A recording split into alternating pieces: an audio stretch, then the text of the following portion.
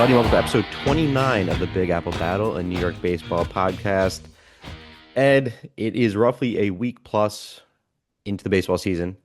I know you don't have much to talk about, which is usually a good thing. There's too much I could talk about on the Mets front. Obviously, we know that when things are going bad, we were just talking about offline that there's always a lot more to touch on and harp on because Oh, the ship is listen to sinking this. after 1 week. Look at this energy. Look how low he is after No, just I six get it. days. Look how sad. He's welcome back, everybody. Welcome back to the podcast. It's Alec, Ed. We got a big day for you. And today it's just, Ed, I know you got not much to say. Well, Uh, listen, I'm getting hit from all angles. Friends, family, other Yankee fans, even Mets fans. Because you know how I was watching a video this morning. It's funny that everyone's like, basketball fan after 5 games into an 82 game season. Oh, we'll get him tomorrow. It's okay. NFL fan, what are they, 16, 17, 18 games? I don't know how many games they fucking play anymore. But yes. regardless, you're 2, 3 games into the season. Mind you, it's nearly a quarter of the season. You're like, oh, it's Right. okay. We'll get him tomorrow. Baseball fan, 2 games into the season, 3 games into the season. You play 162. Oh my God, the season's over. The sky's falling down. Sell the team. Frank the Tank biting off his shirt. Like, what are we doing? I can't stand him anymore. I know I flip flop, but he cannot be the face of this team. He can't. It was opening day, and he was ranting about sell like the season's over on the subway to the game, mind you. Jesus Christ. Are you serious? I At want. what point is it an act or is it like legitimately him and they're just feeding off of it? You know what I mean? I wonder at like, where's the line? I don't know, but I don't know. Things are not falling down. I want to say my energy is only low because it's Saturday morning. I haven't had enough coffee yet.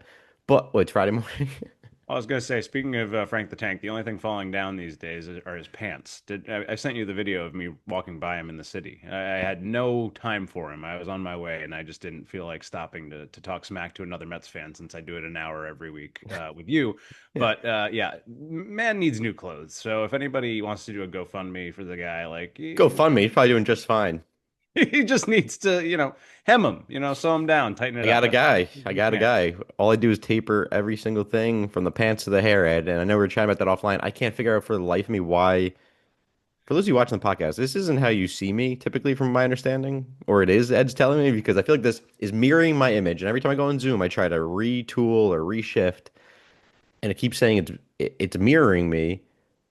But I feel like this isn't what you see usually. What are you trying to tell me here? This is how every podcast starts, folks. Before we get on, Alec asks, Ed, do I look normal today? How should I look? Should I turn What way? sideways? As a Mets fan, you never look truly normal.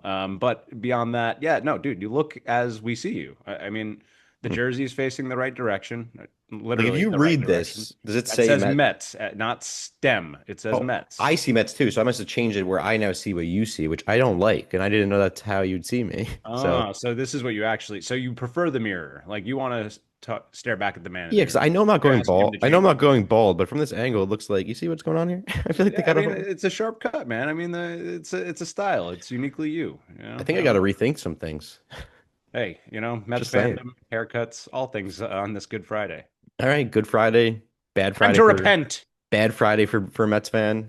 Um, but Ed, we got 20 minutes. I know everyone. We always say this every episode. We are tight on time, but we are going to fly through this. Um, Don't tell him. Just don't tell him. They'll find out. They'll be surprised by how short and sweet this is. I know. I mean, we should go for an hour and a half and we just ramble on about nonsense. They're probably like, okay, maybe it'll be good. They'll actually keep things in check. We don't keep Exactly. things in check. We've already started on a bad foot. Segment one, early gut check. This sucks because I have so much I want to say and so much I need to say, but Say it. sometimes you just don't have to say it all. No, let it bleed, dude. Come on. No, you got to let it out though, some shape or form, right? But not all of it at one time, I would say. And yeah, I don't know how we want to start the segment. I know originally I was just going to go into this with overall vibe, Ed. We're 8, 9 games in. What are you guys? We only played like six, right? We're 6 games in, 5-1, and we are again. I'll just jump in with this really quickly. Today is the Yankee home opener.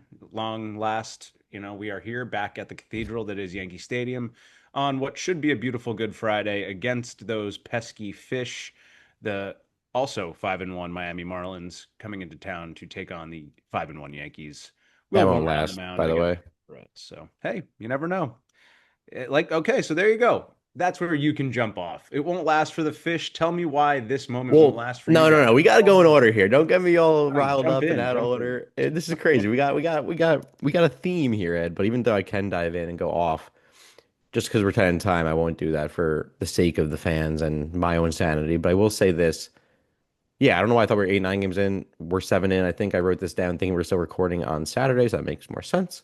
But regardless, I will say this. I want to do a vibe check, right? Our record versus just how it feels overall. Like, does it feel legit? Does it feel real? You know how it could be like a soft 5-1. You get lucky on a few games, a soft 2-4. So I guess if you want to hear me rant, I can start there quickly because it's a Yeah. soft 3-4. Like, I'll tell you that straight up. To me, it feels But like, what about hard?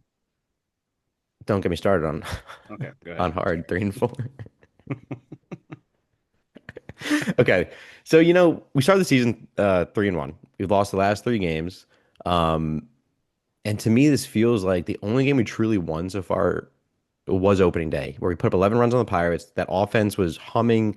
Every at bat was a competitive at bat, I want to say, like very much like what I thought was going to be our blueprint for the season and what we're going to see. And again, still early, we might still see that. But after that game, everything kind of just went to shit. The wheels fell off. And without that game, Ed, without those 11 runs we put up against the Pirates, we're averaging 2 runs a game. And I had this stat for you I saved. Overall running runners in scoring position stat, which we thought would be fixed here. That's why we brought in clutch players. We got rid of some supposed clubhouse cancers. So after losing our third straight, we have hit an average of 134 and we're 13 for 97. Um, and we've gone 0 for 18 with runners in scoring position over that 3 game skid. So this is just what the Mets always do. No matter who's on the roster, it's the same goddamn MO. You can't hit runners in scoring position. They're always pressing at the plate. You have these superstars you bring in that are clutch factors. All of a sudden, they can't adjust to New York. And mind you, you're not even playing New York right now. Like, you're on the road. You're in St. Louis. You're in San Fran.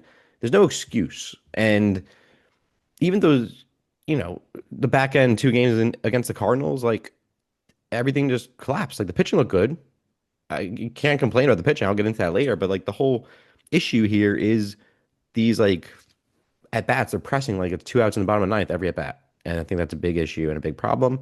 Um, so yeah, to me the record does not feel real. To me, they could easily be 1-6 right now, and we would not feel good about that. Oh, so you're saying it doesn't feel real like they're lucky they're three and Like a four. soft, yeah, soft 3-1, Oh, that three and okay. four. I mean, soft 3-4. Sorry. Sorry, no, no, no. I took that as it's a soft three and four. Like, oh no, this isn't like truly indicative of what their record Oh is. no, no, I'm going the other way. Like it Oh, is. wow. So interesting. That's impressively critical. I would, and I'll Uh, make you feel a little better. I was actually going to knock you down a little bit, but so now I'll make you feel a little better. I'm going to go into this with the Yankees too. Their Pythagorean win loss, right? So their runs scored, runs allowed kind of calculation. mhm. Sort of the mathematical what their record should be at this point says 3 and 4. So they are truly a 3 and 4 team according to their Pythagorean, which does not factor in a lot of things that you're discussing. It's just runs scored versus runs allowed. So Should do there that you for the go. Mets though. That's probably really bad too. No, that's the Mets. I'm saying. Oh, I thought you were saying the Yankees. I'm sorry. No, no, no, that one's for the Mets. So I will get into the Yankees one eventually, but that's when I get to my point. So I just wanted to make you feel a little better now. Again, I was intending to knock you down. I'm trying to now make you feel a little better I that you appreciate are that. truly a 3 and 4 team. Well, I guess because the game they should have won that went to extras in game two in St. Louis is kind of where the wheels fell off. I mean, so many chances of runners in scoring position, bases loaded, no out situations, man on third, 1 out situations, they couldn't get the run in. And then after that, they fell off, honestly. And they just kind of came out flat.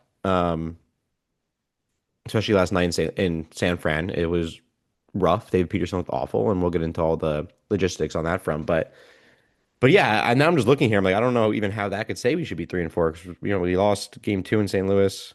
Oh, because the last game in the Pirates series also was kind of a heartbreak that we should have won. So makes sense. Hmm. There you go. And again, it's not factoring quality of competition necessarily. So there's all kinds of things that you could Yeah. say it is still soft. However, maybe that makes you feel a little better. And I do want to ask you quickly about in St. Louis. I think this is when I started to see the wheels come off a little bit more. Is when, and again, maybe this is a little later, but asking you, Francisco Lindor has that game. Mm. Bad defensive miscue, not paying attention seemingly on a double play possibility, getting caught leaning at first on a caught stealing because he's changing his glove, not paying too much attention. This is the thing that, year in, year out, what is the connecting thread as to why maybe these shortcomings keep happening? And again, early on, maybe they'll iron them out, but is there a leadership issue again? Does it feel like there's maybe just something about, again, not from management, but a player leadership issue? Yeah, you're jumping ahead. I'm jumping ahead. Oh, No, okay. no, So not not a. We'll bounce around, we'll not in a, table because this this. is We a can weird table it. episode anyway, and it's not in a bad way. This is the one thing I was gonna say that I wanted to pick if it's a thing, and I was gonna challenge that. And the thing is Lindor a clubhouse cancer, or has he been the problem all along in terms of just leadership, good for morale, X, Y, and Z? Shout out Big John, Yankee fan, of course. He's a big troll. Hey, got a He baby. knows he's a troll. And I will say he's the one who brought this up this morning. Actually, it was Lindor cancer. One, I'm going to start with saying he's not a club. I'll get to the play in a second, but he's not a clubhouse cancer. I think he's still truly the leader of this team. The team is not looked the same as it was in the past decade by far, as we know. They brought a lot of new players. They got rid of a lot of homegrown guys, and like Lindor has been there now. I want to say 6 years. So he has been established as this captain, leader of this team, and he has been, brought in when Stevie came in, new regime, and I think it's up to him to since that moment, right, to lead this team and be the one who makes the hard decisions, yada yada. But the point I'm trying to make is I think personally Nimmo, Alonso, McNeil, they all played a role in the issues in the clubhouse. I think Lindor maybe was trying to keep order. And these are all assumption based. We don't know the details. We're not in the clubhouse. We don't see what's going on behind the scenes. But I do think Lindor is probably the one trying to keep order. And there was a lot of different egos and again being homegrown. Sometimes you think you should be the one responsible for the team, and I guess I could see that, right? Like a guy like an Alonso or a Nimmo who thinks that they should be the leader. They've been there all along. They worked their way through the ranks, yada yada. Um, I'm like trying to rush through this. I'm looking at the clock, but so I guess the Don't point look at I'm the clock. Just don't look at the get your clock. point. But Very much. the point here that I'm No clock making, in baseball. No pitch clock. that's true, no pitch clock, but is it's not Lindor being a Kansas in the clouds. I think people are trying to draw a line to that because who else could it be? I think he's a leader. I think he's a good man at the end of the day, and I think he very much cares about people, his players, his teammates, his coaches. And he's a respectful player and guy. But on the field, those lapses I think are genuinely it's just a reality of baseball. Like I'm gonna go that route. I think it's a reality of baseball. It is a thing, no matter superstar or not. And I hate to do this. I'm not trying to take a shot at you, but Aaron Judge in the playoffs dropping that ball in center field, right? I'm not doing. No, no. Listen, I'm not doing Wow. that. I'm not doing that. It was very subtle, I know, but listen. I'm not doing that intentionally Stray for that. bullet? Like, what's going on here It's right not now? for that reason. It's for the sake of it's a long season. It's a game that takes complete, as we know, mental focus at all times, right? You could be lapsed of being present in reality when you're in the game in the field. I still play, right? And you're standing there, a couple innings, the ball's not hit to you, your mind goes out to another thought for a few seconds or a few minutes. Next thing you know, the ball's smacked your way. Sometimes it's hard to snap back into it. And like it's crazy that I'm saying that, but it's true that I think that is a thing in baseball. You're not constantly moving like NBA or NFL or really any other major sport, right? There's a lot Oh of yeah. standing around, like golf, very much a mental game too. And with Lindor and not just Lindor, I've seen around the league, right? Especially early in the season, you're one, shaking off rust, obviously, but two, you're maybe just not fully immersed in the structure and the schedule and the discipline and what you're used to doing day in and day out, and you're still kind of getting into that. Nonetheless, I'm not making excuses for him. It shouldn't happen from your superstar and your leader on the team because that is going to have a trickle down effect. But I will say there is a bit of a leniency factor that I would throw into the mix here, and Jose Reyes did too. If anything, he was saying on SNY that it's going to help Lindor because it's going to snap him and smack him in the face in a way that it should. Where it's like, what are you doing? You're better than this. You're a Gold Glove defender, ideally. Um, you should not be get caught leaning like that, playing with your fucking sliding mitt. Like, all these little things, like a leader, like a rookie, sure, here and there, but it shouldn't be happening from a seasoned veteran who arguably could be a Hall of Famer when it's all said and done. So Right. I don't even know what my answer is. I think it's twofold. Be a little lenient, but also it shouldn't be happening. Right. Well, again, and it's easy to come down hard on these guys and say, "Oh, you make this much money. You're the leader of the team. I don't care what time of the season it is. You should be on at all times." Like, right? You know what I mean? Because we can make excuses for Jason Dominguez because he's young or whoever. But like Jazz Chisholm got caught leaning in the same way the other day, like Yeah. literally the same exact play that Lindor got caught up in. But the difference is their positions on the team are very different, right? Aaron Judge gets caught doing the same thing. People are gonna be like, "What the hell's your problem?" Which we can get into other things that he's been criticized for. Fifth inning drop in World Series that people like to bring up 2 years after the fact. But hey, Unintentional. no, I know it makes complete sense. So I didn't even mean to force you to go down that rabbit hole, but I can tell it's weighing heavily on the Mets fans' minds and something that I just had to, ask you in the No, moment. and I So appreciate it. I kind of definitely botched it. I have more I want to say, and I guess I have well, to stop looking come at the back to it. clock. Yeah, I was gonna say come back to it when we get to your Well, so phase. we might have to switch our structure up. We only have 10 minutes here. Oh, you So, yeah, 15, maybe 20. oh, Keep it going. giving me some time back, man. All right, so should we just go? We'll go buy the Yeah, book and we'll see where yeah, it goes, maybe. I like it. So I'm gonna I ask don't know if I like you. it. Yeah. Well, first, I want your opinion. If you want to give a quick note on that record, if it feels real, and then from there you could go into maybe your early surprises, one good, Will one do. bad, or just whatever you want to go there. Yeah, yeah, that's good. And then I'll let you get back to yours so I don't keep screwing up your structure here. But No, all yeah, good. going back to that Pythagorean, right? Obviously, after 6 games, we're 5-1, could easily be 6-0. Had a tough, heartbreaking loss in the series opener in Seattle with Cal Raleigh, who's done virtually nothing this season, getting big base knock He there. was due. It's He always was one of due. those situations. Yeah. Totally. Doo-doo dumper. So, but according to the Pythagorean calculation, as I mentioned for your Mets, is that a real number based on this, whatever it might be? And truth told, we are, according to that, a 6-0 team. So Mm, we are, I don't know, a soft 5-1, whatever you want to call that 5-1. It's soft. technically a little fugazi, but yeah. Having given up only 6 runs by our starters over those 6 games, pretty unbelievable. We got a collective 1 ERA from our pitching staff right now.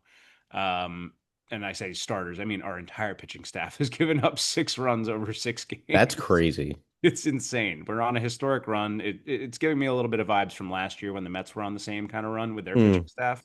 Not the same sort of innings issues where, they're not going long enough. I mean, yes, a couple of guys are being pulled earlier than you'd like to see them pulled, but that's early season stuff. It's managing your arms and, for the long haul. So can't get mad at that. Yeah, first few starts, you're not pitching usually more than 90 pitches, Right. I would say. And especially with like a Schlittler who you're still trying to, stretch out over, he came from Double A last year. You still want to give him time. They gave him 79, 77 pitches the other day.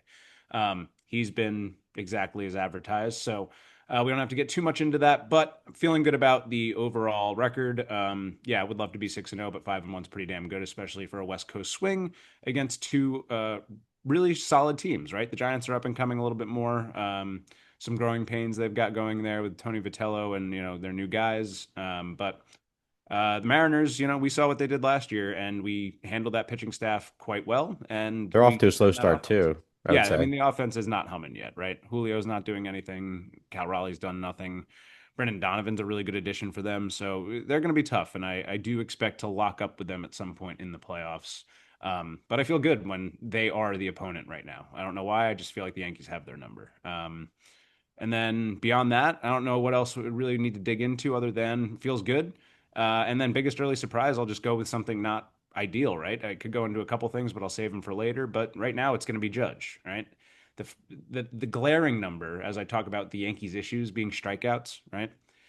They've struck out 10 or more times in I think 4 of the 6 games already collectively, which is the number I kind of want to avoid all year. Hmm. Under 10 strikeouts as a team. But Judge has the most strikeouts through his first 6 games in his career. All right. I'm like in his 10 years as a player, he's never struck out more in the first 6 games as he has this year. 11 strikeouts in that first 6 games. One walk, uncharacteristic of him, and only 3 hits, 2 of those being home runs, which you expect from Judge. But this is a high on base guy. And he has cut down on his strikeouts each of the last few years. So seeing this slow start, not what you want to see. Obviously, could be World Baseball Classic Is hangover. he Seeing a lot of chasing at that. all, or Chasing a little bit. I don't know if it's ABS stuff, right? Like, I don't know if that's in his mind, maybe, but there's been like Logan Webb gave him fits on opening night, right? He just that low part of the zone. And almost like he's so used to that being called a ball or a strike on him that is not a strike, like he's used to getting low strike calls. hmm But it's almost like he wanted to lay off of it. And by the time that he realized that those were strikes being called in like the first 2 strikeouts, then he got a little overzealous on the swings from that point on. Like he got him on a running sinker, like way inside, but swung right over it because he thought he's getting something in or up on the hands. It sets you up for for failure a little bit. So he's just got to kind of tweak that. Hopefully, coming home, a little home cooking, a little change of scenery gets him going. And again, both of those teams, the Giants and Mariners, really good pitching staffs, or at least solid pitching staffs with really good different sort of arm angles thrown at you with big ballparks. So again, we'll see how it goes. Come back home, get it going. Yeah, for him, I think it's one of those things. Yours early in season, like it's just going to take a little bit of time. It's one of those overreactions. I would say we know what he's going to do. Oh yeah. I think he'll stabilize, and again, slap in the face. Maybe it's similar to Lindor, where you need a wake up call. It's like this isn't me. This isn't my MO. This isn't what I normally do. What do I got to work on? And you'll course correct. That's why I love baseball. Very much a course correct in season kind of sport and Hmm. game in general. Where I don't know a lot of other games, it's not a lot of other sports. I mean, it's not you don't see that where like you could see a guy flip a switch seemingly overnight and then go on a tear for 2 months. Yep. And it's also just like it's a metaphor for life, right? We talk about that with baseball all the time. Every other sport, you watch the reactions to things and like the quick trigger of everything. Oh, this guy's not working out, trade immediately. NBA, I don't know how often you see that. Which is what scares me about salary caps and everything we can get into moving forward as far as the baseball landscape Yeah, goes. But coaches, management, right? Like how many GMs get fired, coaches brought in, year out, all the time. And it's like after one, 2 games, 3 games, hockey. It's crazy how much turnover there is the last few years. So yeah, again, baseball, let it breathe. Things change. Bad times come, good times come. You got to kind of adjust and expect that you're going to regress and advance to the mean as we always do. And yeah, it's a breathing, living thing, man. You gotta treat it as such. 100%. And you have to have a short memory and remind yourself that hey, yesterday's not today. Similar to life, and you could bounce back and you could capitalize and build momentum into the next one. And that's what you have to do. Stack the days, baby. And again, when you're playing 6, 7 games in a row, it's a beautiful thing about baseball. We lost 3 in a row, but I'm ready for tonight, 10:15. I'll be exhausted tomorrow morning, but I will be up watching. My buddy, who's a Mets fan, but a very big hockey guy too, who watches like every Rangers game. He's like, I don't know how you stay up for those West Coast games this early in the season when you're playing 162 and you still get behind it and I watch every inning and every pitch. Oh yeah. I just love it. I love this shit. This is the best sport in the fucking world. So great, dude. I It's don't also care. the fact that you have it almost every day. It's not like hockey where you're like, oh, there's this one game that I have to wait for on Wednesday. Like you get Yeah. 3 games, and if you miss one, at least you're up for two more. Yeah. And I don't even care if it's late. It's just like the beauty of the game. It's like everything's quiet. You're sitting there, you're watching your team play. And unfortunately, they don't fare well usually on the West Coast. So it's never a fun outing for the most part. But we'll see tonight. But I love those late night games. It's like yeah, peace and quiet. No one's up with you. You're especially just, on the weekend, oh yeah, obviously. so good. Tuesday night, not great. But I'm up until all hours anyway, so yeah, this true. is You're my bread and you're butter. always a late night guy anyway. So just my surprises. I have one good, one bad. The good one is just pitching overall has been strong. The Mets pitching, starting and relief combined, is I want to say top 5 or top 6 in the league right now. Yesterday probably skewed that a bit with David Peterson's bad outing after his first good start of the year. I'll get into David Peterson at a later date. So hot and cold, so up and down, first half, second half, day in, day out. So that's an issue. But my So one cold right good, now. what'd you say? David Peterson, so cold right now. He is, and he was hot a week, not even a week ago. So like it's crazy. It's start after start. It's always you don't know what you're gonna get. So that's a whole other conversation. But my good is not just the pitching. To take it a step further, it's the bullpen because that was my issue or projected issue coming into the season on our preview pod of the 2026 season. And obviously there's still injuries there. Like there's no Reed Garrett, there's no Daniel Nunez. They're out for the year. Um, we know Minter's not going to be back till the end of the year. But I will say this: that outside of Dickie Lovelady, I see your face. So was I wrong on our pitching? No, no, no, no. I'm just laughing at Dickie Lovelady. Oh, so I'm like, I Also, think we've been looking good. no, this face is my concentration. Can I read face? Don't worry about that. God, yeah, I won't read your face. But yeah, One outside of day, Dickie Lovelady, and that's a whole other conversation too. Throwing games, we'll get there as well. Dickie loved Um, Lady, but who loved Dickie? no one does because he shouldn't be in that bullpen. He shouldn't be on a big league roster. We've DFA'd him 4 times last year for a reason. There's so many other guys. The point I'm trying to make is sure he's a placeholder for Minter and for whoever's to come, but there's not a better option. You know what I mean? Like there's definitely Craig Kimbrell could be in there. Like I don't know what we're doing here. And there could be a Carl Edwards Jr. in there. Like why is it Dickie Lovely? I know you want the lefty, but you have Mania. You have Brooks Raley. Like that's the shit on Mendoza and I'll get into because that's actually starting to piss me off. But the bullpen, the good part, I obviously didn't give the good part. Rally, everyone outside Doesn't of sound as Dickey, positive as you were sounding well, before. everyone outside of Dickey's been nails. Brooks Raley, mind you, I gotta give him credit. You know, I've always loved him, and since coming Yeah. back last year from the injury, he has been locked down and basically dominant. Whenever Raley comes in, it's quick work. He gets right to the mound, throws a nasty sweeper. He just has good stuff. He's got three quarters release, lefty from the side, looks like it's coming at you, and just his just great movement. And he's always reliable, always throwing strikes, never really walking guys, never really running into trouble. So you love that out of a 6'7", even potentially setup guy. Yeah. Um, Williams, so far so good. Devin Williams proven pretty good alongside Weaver on the back end of the pen. No blown saves. I think he has one save so far. He looks solid. The Airbender, so they call it, Mhm. looked nasty in St. Louis. He Yeah. he had That was no that Nolan Gorman looking like a that thing, dude. That was like a wiffle ball. That was pretty crazy. Dude, that thing can be pretty unbelievable, and I do wonder if it's just Stearns and company know how to get the best out of that pitch because that was maybe filthier than anyone saw him throw all year last season. Well, didn't he also work on another pitch as well? I want to say He probably has. That's my guess. I don't know. I kind of Cutter. like. I forgot. Actually, I might be mixing up players here, but I thought they were saying he was working on something. I have to look into that. But I wouldn't doubt it. It would be nice to have a little bit of an extra mix in there. yeah, but regardless, good start. Him and Weaver on the back end. Braziban, Luis Garcia have been viable middle inning options. We know Braziban what we're going to get. He has just gotten better with confidence in New York after the WBC, after last season. He looks dominant. Great sinker, great slider mix, throws high heat. Braziban looks good. Luis Garcia, the old man, the dad of that bullpen. I mean, there's a lot of old men in that bullpen actually, but I say old men, they're like 5 years older than me. Hey, Um, listen, you need some veterans in those bullpens. They're yeah, wily, crafty. Garcia's a big man too, 39-year-old big dude, and he looks solid. A little shaky here and there, but he is, I think, your good middle inning. You're down by one, you're down by two, still a ball game, but you don't need him in a high leverage spot. Just kind of hold steady. He's good in that situation. And then I can't forget Tobias Myers. Dominant, gives length to that bullpen. He came in St. Louis. He got unlucky with that loss on the Mason Wynn bloop walk-off that Carson Benjamin misread in right field that I'm not going to blame Benj. That is kind of a no man's land situation, but he had a bad first step. That ball should be caught. Soto probably isn't catching it either, though. Like, it needs to be a good right fielder, I think. Soto's not catching anything. Right? Okay. And I'll say that. That's fair. But he's hitting well. So, whatever. Kind of hitting Yes. well. It's Yeah, deceiving, too. yeah, yeah.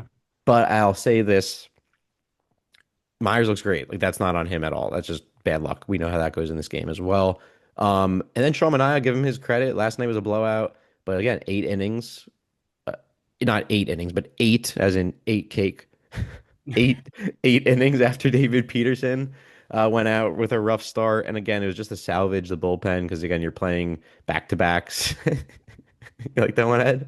Yeah, it's Uh, just the image of me. I don't know what I was thinking when you eight. said ate cake, but there was a lot of things coming through my mind. Yeah. Yeah, I could get that. I get behind that. Yeah. But I will say, Shawnee Boy, great 3+ innings last night after Peterson held it down, saved the bullpen for tonight or tomorrow if need be. So kudos to him. And the one bad to me is the big bad is obviously overall morale and vibe of this team. This was the number one issue last season, the clubhouse, the issues that were just talked about. And we made these changes, getting ego out of there, bringing in veteran presence, thinking that this would fix things. And I'm not saying it hasn't, but you saw the vibes in spring training. You saw everyone's light and easy and breezy in spring training. Nothing matters, nothing counts. Obviously, we get that. Once reality hits, and you got to course correct and adjust. But it just doesn't seem like they're playing cohesive. They're not playing together. It seems like very ISO ball, which is very hard to do in a baseball game, as we know. And I think it's one of those things that will fix itself. I think there will be conversations with a lot of veterans in that locker room in the clubhouse.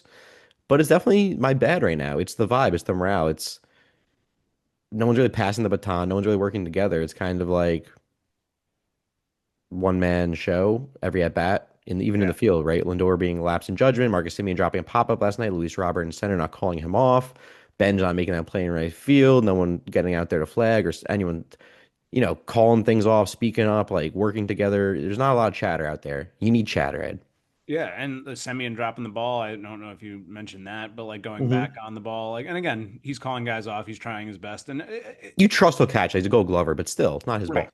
And that's where it takes time for this stuff to sort of gel, right? Like this is the only thing I mentioned as a concern going into the season for you guys is when you don't have all these guys that have been together for a good or a decent amount of time at least, especially with WBC that broke up a little bit of that this year as well. You don't have the time to learn guys or know their habits or how they call balls off, whatever it might be. It's just time, reps, right, with people allows for better cohesion, chemistry, whatever that might be. And that was a big knock I had on the Yankees for a while is that it felt like every year they were coming in with like half a new roster. And it's like, why are you giving up on a team that got to the ALCS, got to the World Series, and reshaping it entirely. Like, Mm. let's give it a chance to really gel, and which is what, again, this year feels like maybe the difference maker could be the difference maker. And we didn't do a whole lot of sexy, but we brought back guys that we got through last year, halfway through last year, and now they all get a chance to be together and like work together in this sort of, again, unified effort. So I think you guys could have that. It's just time, effort, age is a factor for some of those guys, right? Semyon's not getting any younger. Yeah. Lindor's not getting any younger. You got Bichette for maybe a year, and probably not if he's going to continue to hit 119. But You it's might have 2 early. years, $40 million. I know. And So it's no, just yeah. all things you got to that need to work well. That hopefully the pressure doesn't get in the way for them to actually make it work. And to your point, this might be an unpopular opinion. It probably is. People are just gonna say you're saying that because it's the reality, but I'm saying it because I believe it. Um, I kind of like a bad start. Like I kind of don't, not a 1 in 15, like something that takes you digging out of a hole. But you're 3-4, you're 500. Don't even do it. No, let me. I was born in the dark. Yeah. You merely adopted it. Oh, I like that. I like that actually. I didn't know where you were going with that. I like that a lot. That's sick. Bane, baby.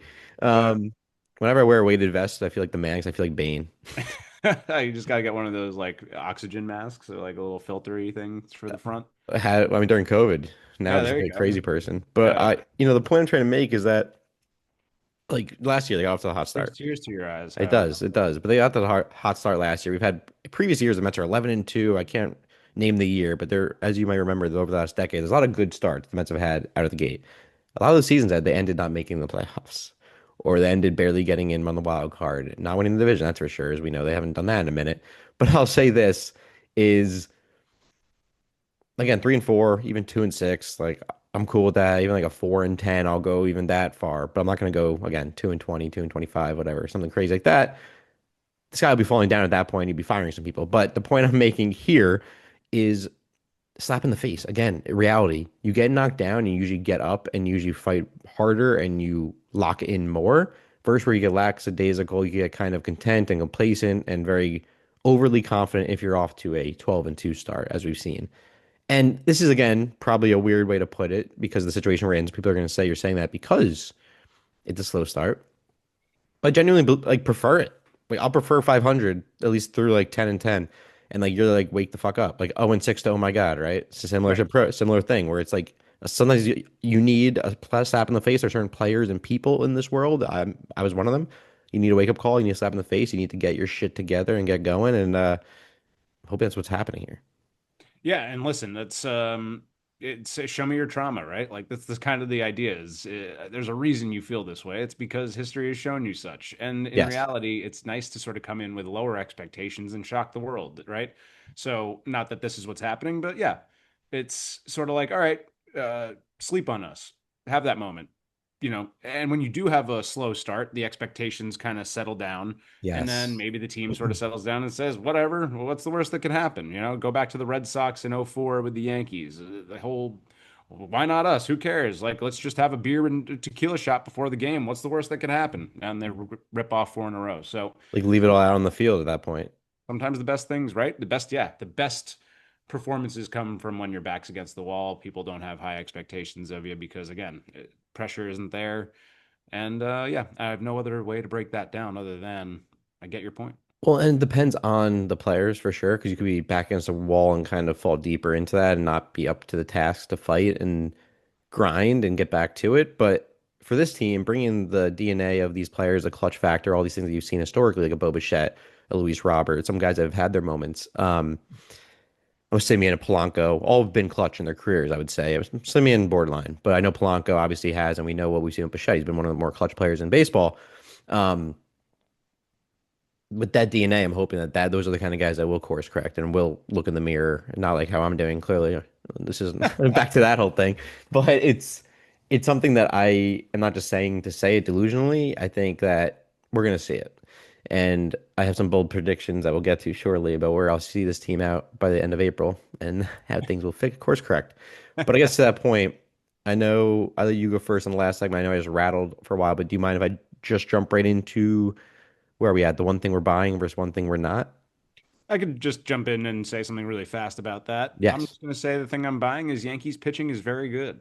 Hmm. It's incredibly good. Every year, people worry about the Yankees pitching, and I continue to say I don't worry about it because in the end, we're going to get the strikeouts we need. The strikeouts I worry about are from our offense, not from our pitching staff. So, you know, seeing what Max Fried has done so far, seeing what Cam Schlittler has done so far, Will Warren and Ryan Weathers. Funny enough, everyone's kind of got mirrored ERAs right now after two starts. Fried and Schlittler are obviously without ERAs, 13 innings and 11 innings apiece.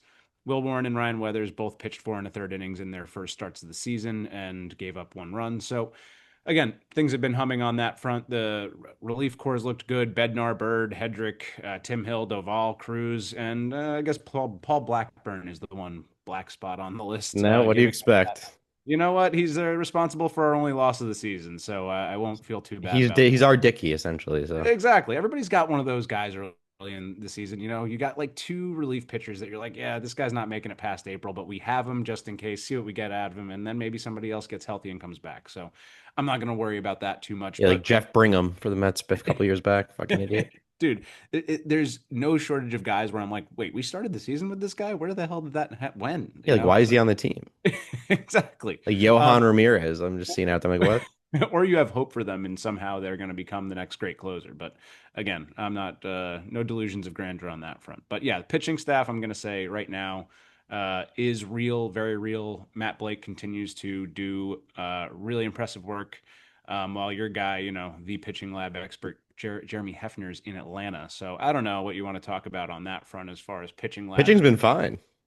Yeah, it's just all I'm gonna say is I'm not worried about the I just pitching. had to shit talk. I'm sorry. I don't even And know why. yeah, I knew you were gonna go that route. Our pitching's Somewhat been okay. necessary. It doesn't even make me look good. I don't know why I do it. I do it for fun and effect. I don't get it. I just don't understand. It's ridiculous. But yeah, that'll be the thing I'm buying right now. I don't know if Okay. there's anything I'm not. I don't know. Aaron Judge is not going to be that bad, but most of the stuff right now, like you said, it's hard to assess in that way because things are going as they're going. And it's Uh, early. and it's early, so yeah, that's going to be yeah. What is your limit here on time? Just so I have an idea to like how we want to organize things. 8 minutes. Ooh, 8 minutes. All right, so we're not going to stop and chat. We're not stopping the bus. Nope. People got to run and jump on. That's what we're doing. So, um, quick, one thing I am buying, which is sad that I'm buying into it, is the fact that Marcus Simeon might actually be toast. He's really looking like he is over the hill now. We've seen over the past few years with injuries, with a few bad runs, just overall on the offensive side of things. His glove's always been fine, never a worry there. But slow start. He was over 20 before a useless hit last night in a 7-2 loss in San Fran, game one of that series. So he just doesn't. He reminds me of like a Starling Marte, and I love Marte to death, so I hate that I have to use this. But like Marte towards the back end of his Mets tenure, Mm. injuries when he is playing is pretty useless. You have one big hit here and there. You have one random spurt, which you might get from Simeon, but I don't think it's something you'll see consistently for the entirety of the season, and that's okay. That's why you got a guy like Ronnie Mauricio still in AAA. Why you got a guy that Beatty who could play second base who's still doing well. Why you got a guy Polanco who can play second base when you have Beatty and Ventos who can play first. Like there's plenty of things. Polanco, I think, bold take before my other bold takes, but Polanco might be our second baseman before halfway through the season. Wow, that's Because really Beatty and Vientos are proving to be fine in terms of platoon roles at first, and obviously could just also DH as well. They both play. Like Vientos had a big home run last night. He's looking much better at the plate. He's in against the lefties. Beatty has been off the hot start against the righties. Another gripe of mine on Mendoza, super lefty righties, too lefty righty happy, like play the hot hand sometimes. But I'll get to that. But the point is, that's my take. I think Simeon might fall off to the point where he won't be playing or he'll be hurt. But I know he's got a decent contract, so it's weird not playing those guys. So that's an interesting thing to see. yeah. The thing about Simeon, and I don't want to get too hung up, but I do think that he has often shown he will start slow and then shake off that Yes, rust by like mid-May, good even point. June. So it's sort of like, yeah, maybe you want to platoon them more early goings, right? Who's hot, ride that hand a little more early. Give the older guy a little more rest. Give the Beatties and the Polancos and the Vientos a little more time. So, yeah, I get where you're coming from, but Semion's just such a volatile character. It's hard to say he's toast because I feel like every year he seems like he's toast, and then July hits and he's just like tearing the cover off the But ball. last year overall it was bad, right? But I guess It the point was, is but he sometimes was so bad for like 3 months, and then the last half he was really good. that's an interesting part of baseball, right? The overall numbers might look bad, but to your point, he might have a awful season. Last 2 months pushes you to the playoffs and then pushes you through the playoffs. Like guys do that. Right. So But what it's are you willing to deceiving. risk in that time? And again, how do you get guys enough at bats to sort of offset that, right? In the meantime, it Yeah. reminds me of what's going on with Ryan McMahon right now with the Yankees, like his defense, and that's what you're doing with Semien. You got him for his glove more than anything. Yes. McMahon got him for his glove, and we're waiting for that bat to come around, but the guy's hitting 067 right now. Like he can't hit his weight. It's really quite sad to watch him at the plate struggle since he's come over. And you just sort of at points have to say, okay, fuck the righty lefty matchup. We're putting Ahmed Rosario in, which is Yeah. what Boone did the other day. And you need contact. Like we'll forego some of that defense sometimes because we just need to keep those, guys on base. And as much as you like the defense out of McMahon, he is elite. Ahmed Rosario is not, you know, a nobody. He's not a scrub defensively. He's No, he's always been a okay little bit out of defensively. position, but he's solid. So that's where good managers have to do their job and earn their check. Yeah, and I think a lot of it is still, again, I'm going to keep saying it. It is, Jesus. Allergies are bad here. Sorry, folks. He's allergic to the Mets Oh my this year. God. Allergic to something around here. I usually don't get allergies. People say it's with age, so I guess that's a thing now. I don't know. It's not blue. Um, As long as it's not Blue's fault. nah, she's good. She's a good girl. But I will say, I keep saying it's early, but it's true, right? Like give these guys reps. Maybe don't platoon them yet. Let them play. And I think that's for veterans especially. They need the reps. They need to play. So we'll see how that unfolds. I know we're running out of time, so we're just going to keep bouncing. Yep. I'll jump in on this one. We're gonna bounce the segment too. I know we're gonna do early storylines. I might feel legit. Hmm. I'm gonna give my two. We don't have to give feedback. We can just give them. If you want to go that route, like just Yeah. mic drop. Go for it. So early in the season, I said Mendoza might be gone if we don't make the NLCS. Mendoza will be gone by mid-season if this play continues, or even sooner than that. Yep. I completely agree. At some point, there's got to be a connecting thread in all of this. And if it doesn't improve, head's got to roll, baby. That's it. And Sucks. then next one, David Peterson. Inconsistently, seemingly is, I think, to stay. This on-off behavior over the past few years, day in, day out, first half, second half, regular season playoffs. It's real, and it's something that I think we have to flag and keep an eye on because you have a Jonah Tong and you have a Christian Scott sitting there in AAA, waiting for the opportunity. And DP, if he can't be consistent, you can't have him in there. That's where I'm going. Yeah, I'm with you on that front. Tough way to assess things. I'm trying not to, have any of our heads rolling right now, so I'm trying not to axe any of my players before they start telling me they absolutely need to be. Yeah. However, again, storylines that feel legit. Again, I keep coming back to the pitching a little bit because it feels like something that Yankee fans don't truly believe, or anyone around the league believes, is actually true. Like Cam Schlittler is that guy. Like I think he is going to be, from what I'm seeing, he's done everything Skeens has done to this point. Like that's how impressive his repertoire has been, how his performances have been. So I'll give him like that for now. I'll give the pitching that for now. Storylines that feel legit. And as far as anybody else, man, I feel like I'm repeating a lot of the things, even though I did spend time going through this rundown. Um, Ben Rice, I think Ben Hmm. Rice is legitimately going to be that kind of hitter. He's hitting the cover off the ball right now. He and Stanton, both hitting around like 400, 500 home run, 1200 OPS. Again, early goings, but all the numbers peripherally for the last couple of years have shown that Rice hits the ball extremely hard, and it's starting to pay off in ways that not necessarily did last year. So I'm buying in on those things, and they're the opposite of what you're saying. They're all positives. So Well, I mean, yeah, there's not much to draw positivity on the Mets offense. The more I'm looking at these numbers here, I'm just like, I just keep leaning on the pitching because I don't want to talk about how bad the offense has been. Literally, no one is hitting over 300 outside of Soto and Mark Vientos in only 9 at bats. So that's a whole another conversation. yeah, But I mean, you'd be shocked at how bad the Yankee offense looks outside of like three guys too. So it's always too, and that's the thing. Like, a couple at bats here and there change that whole average and the whole OPS situation. But for the sake of time, we'll keep things moving. And I want to go into the is this a thing? I don't even have to touch on it really because I already said Lindor. No, it's not a thing. He's not a cancer of the clubhouse. He's not an issue in the lineup. He is the captain. He is a superstar. He will be a Hall of Famer. So everyone shut your mouth there. Thank you. As far as the Yankees, is this a thing? I gotta admit, I didn't necessarily quite get the prompt on that front. So, for us, Okay. is this a thing? Basically, Uh, what are people saying that maybe you think it is this is a thing with them kind of thing? yes or no? Is it, do you agree? I feel like I'm not getting a lot out there that's just like yeah, it's like again, I'm seeing a lot of positives. So it's not like the naysayers, but like I'm getting a lot of Schlittler's really good, of course. So yeah, I'm buying that, right? I think Hmm. that is a thing. Um it, I'll get into other stuff, but I feel like there's going to be maybe that's one I come back to when the Yankees have a bit of a rough stretch. Yep. But like since we're running out of time, this is the one I really want to get to, and then we'll go to Yep. adjusted outlook if we have a minute, if you say so. But the one I did want to make sure we had time for quickly was a 1 minute rundown each of quick manager usage notes, because this is for me the one that gets me every time. Mendoza giving up games early, and he does this so often. He's done it year over year, bringing your Dicky Love ladies, save face, save your arms in a game that's maybe a 3-3. You have day night. You have back to backs. You have a day night game, a night day game, whatever however you want to spin it. I'm Double rushing headers. here, but you know what I'm getting at. And the point is, you can't give these games up early. Just throw in your worst pitcher to save arms in a close game. 6, 7, 8 runs, sure, I get it. But when it's still 2, even 3 runs here and there late in the game, don't do that. And Pindo's been doing it a lot in his time here in his 10 years as Mets manager. And next thing you know, you're in September. We experienced it last year. You're 1 game out. You need a win or you need a loss from the Marlins or the Phillies or something to happen. And you miss the playoffs. And then you think back, oh, what happened?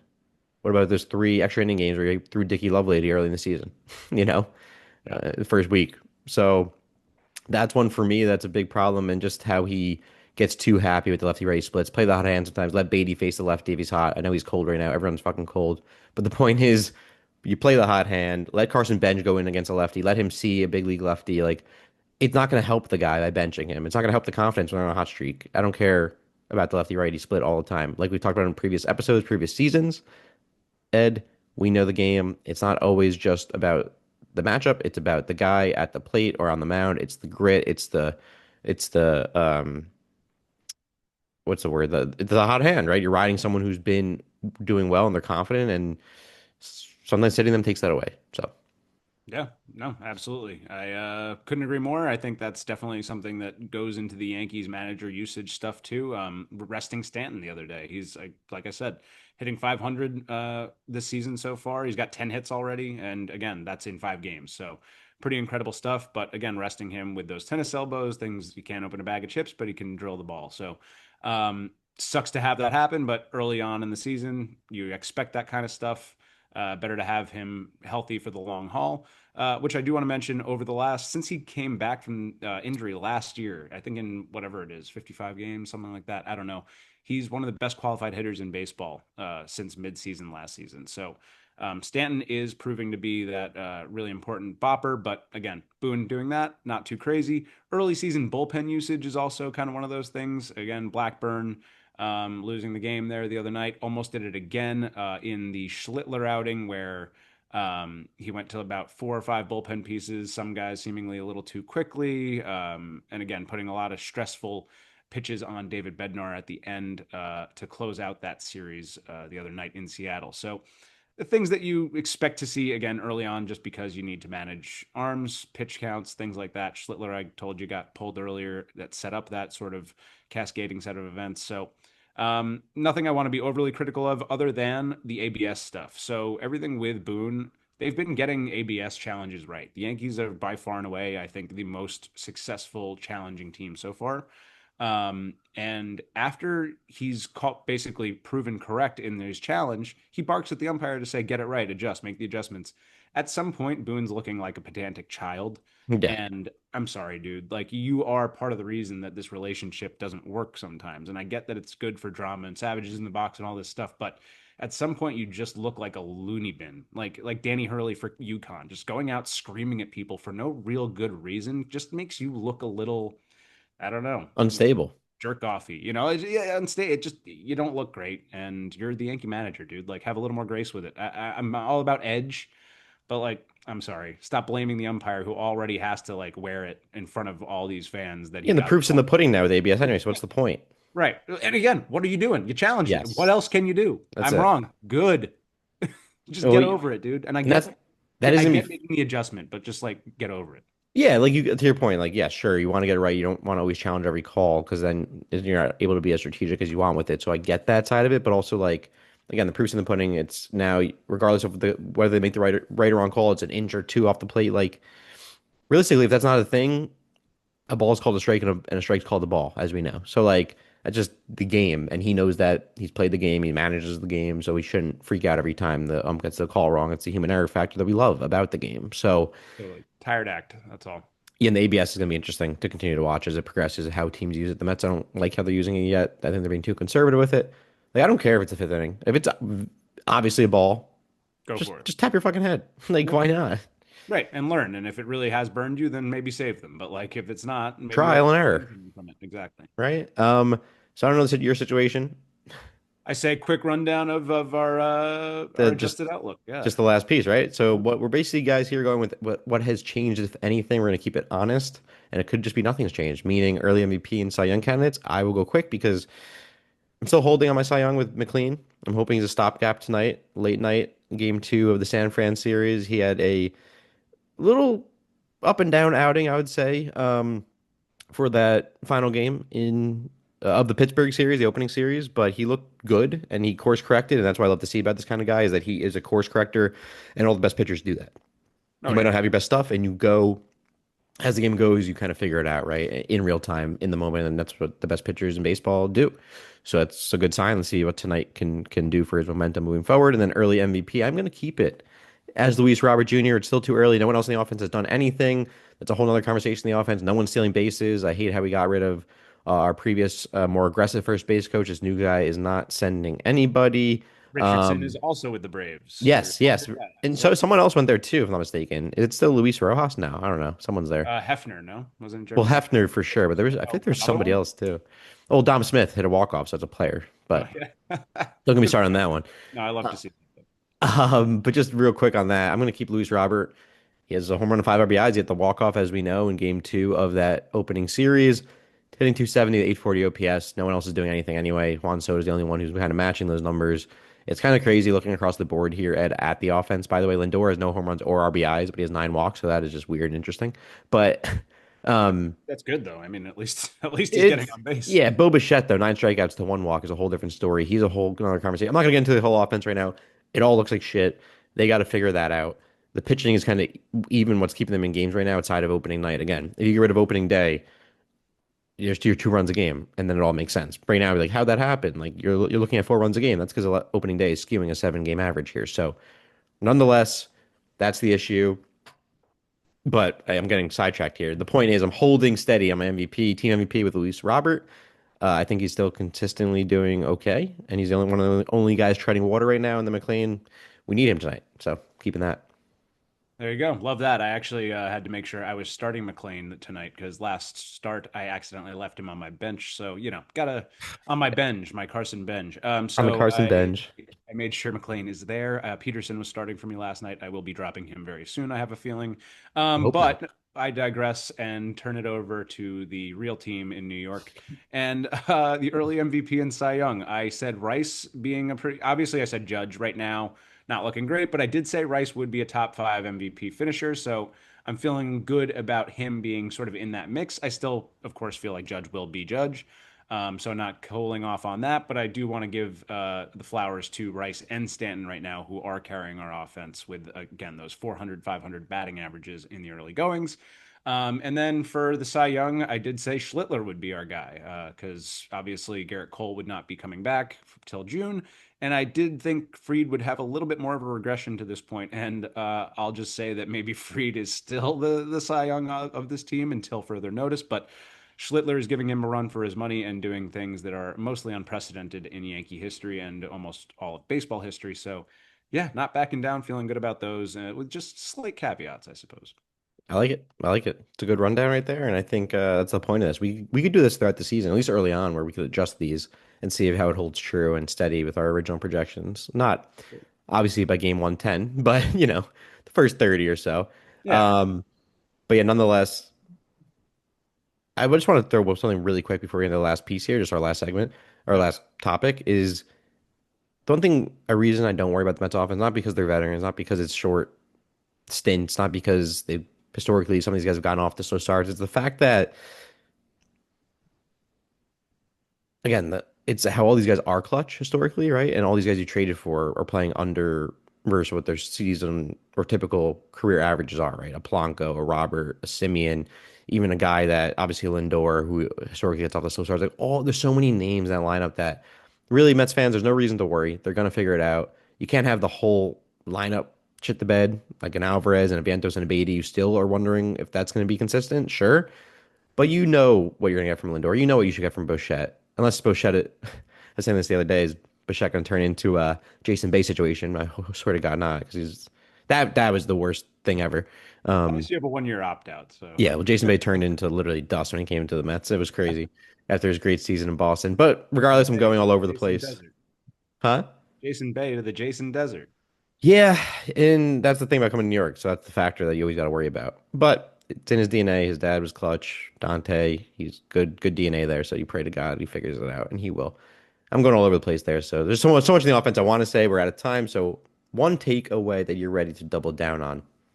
Me? Yeah, I again, I feel like the theme I'm repeating a little too much because things have just maintained and held steady for these first 6 games. But again, the take I'm going to double down on is Rice is a top 5 MVP finisher. You know, it Woo. was my hot take early on. And my other one could be Schlittler will be the ace of this staff, but I'm going to stick with just the Rice as the top 5 MVP.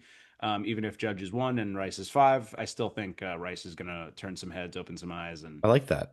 yeah, just be that guy that I wasn't necessarily expecting him to be in going into last season, but I'm growing more confident with by the day. I love that. That's a good one. Mine is simple that we're still going to win the division and clip 95 plus wins, regardless of the slow start. Hey man, the '98 Yankees that won 114 games started the season 1-4, so there's hope. Still too early. 3-4 doesn't mean anything. Like we're fine. I'm seeing that one through. Maybe it'll change next week, but we'll see. And then Ed, to end it, one more overreaction that we are talking ourselves into, which I Ugh. guess is kind of what I just, in a way, could be what I said. But I got another. But you could go if you No, got you one. go, jump in. So one more overreaction that we are going to be talking ourselves into is Carson Bench. I still believe is going to be the NL Rookie of the Year, All right. Yeah, I even mean, after his listen, slow start, after his home run, obviously in his first big league game, which was electric. He got a curtain call. It was awesome. all I'm saying is there's a lot of competition this year in the Yeah, a National lot of League. young guys out there now. It's cool. Also, what's going on with these young guys? Getting the early signing. That's a whole nother Very cool. conversation. Crazy. Yep. Connor Griffin making his I'm big pumped to league see him. debut. Yeah, First teenager since Soto and first Pirates teenager since Aramis Ramirez to make his debut. So that's going to be big.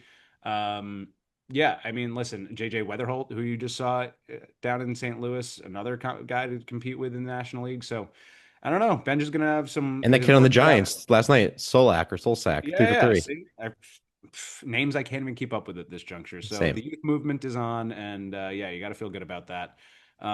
If there's an overreaction I'm talking myself into, again, going back to Schlittler. Schlittler is that future ace. You know, everyone around the league is buzzing about him. I'd never get too high or too low on guys like that generally, just because I haven't seen it very often in Yankee lore. Um, like we bring in big names, but you don't often see like guys lighting the world on fire as young as he is. So I'm just gonna, yeah, I'm jumping in. Why not? Whole I hog. like it. The Schlitt man. Go off, Yeah. Ed. Getting Go Schlitty. off. I will say, I know we're short on time. What I'm most excited for over these next episode, I think over this next week, we should obviously recap what's going on, see if there's been any course correction to what we just talked about or any regression from your side, which I hope. As a petty little fan today, I'm gonna go that route, which is rare, I know. I But hope you play a little better so I can talk a little more next week. That's oh, all. I see. Yeah, that's fair. That's I like it. That's fair. I talked a lot today, but I will say too, yeah, maybe next week we do a little farm report. Yeah. See what's on the farm, see early stages of their season. That kicks off. Did it kick off AAA? I always think they Yes, start a they little have. later, right? Yeah, no, they did. Connor Griffin actually started the season at AAA in Indianapolis, and people are like, "Why I are they did see doing that. that?" And my belief is they're doing that because why have your guy open on the road? Like, why not wait till he comes home?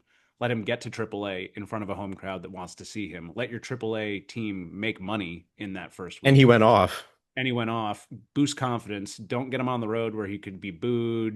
Do anything to mess up his mentals early on. I know he's a big league player, but he's 19. Give him a chance to start He's a kid. successfully. People are like, oh, maybe it's because of a contract. Maybe it's nothing to do with any of that. It's start him in the most successful position you can. It makes sense. Get over it. No service time manipulation. It makes sense. So, 100%. I agree. Um, and here we are talking Pirates. I don't I know. know. I don't know how that happened, but I will say, it's a weekend. I'm just happy baseball's back. We have something to look forward to every day, every night, all season, all summer long. It's a You good know, Friday. that's gonna do it for episode 29 of the Big Apple Battle, Ed. Opening day is in the rearview mirror. The season underway. Now it is the long haul. It is the marathon, not a sprint. I'm pumped for 10:15 tonight. Got my coffee on hand, ready to rock. It's Friday night, so Hey I don't man, mind staying up late on the West Coast. you're hyped. We got 30 minutes till Yankee baseball at Yankee Stadium. Marlins, Yankees, Ryan Weathers on the mound tomorrow, Will Warren today. Mhm. So it's gonna be fun. Battle of 5-1s, the best teams in baseball. I will That's say enjoy the home opener because I don't want to be a petty Mets fan right here because yeah, I know how special that is. So, and I know you've been craving that. It hasn't felt like opening day for you because of the whole Netflix opening night situation. You've been on the road ever since. So, enjoy that. it's glorious. It's April. It's baseball in the Bronx. It's the pinstripes. And hey, Passover's come and gone. We've got Good Friday. It's a religious experience for all. Easter, Westchester Nationals opening day next Sunday. I'm saying, let's We're go, out. We're baby. out here now, Ed. But hey, You'll be good luck rocking out. enemy colors. Good for you, bro. Yeah, that sucks. Good jersey though. Got a new one, nice and tapered. That's dope. Gotta check it out. Sleeveless as But always. oh, I wish they would kick me off if I went sleeveless. But Ed, not like Derek Dietrich. Derek Dietrich, the best player in baseball for 4 days. Apparently, Um, he's in Yankees like advising now, so it's interesting. Like I think Makes he's a coach sense. He looks like a very, very Italian man. for us. Hey, But Ed, it's always a pleasure.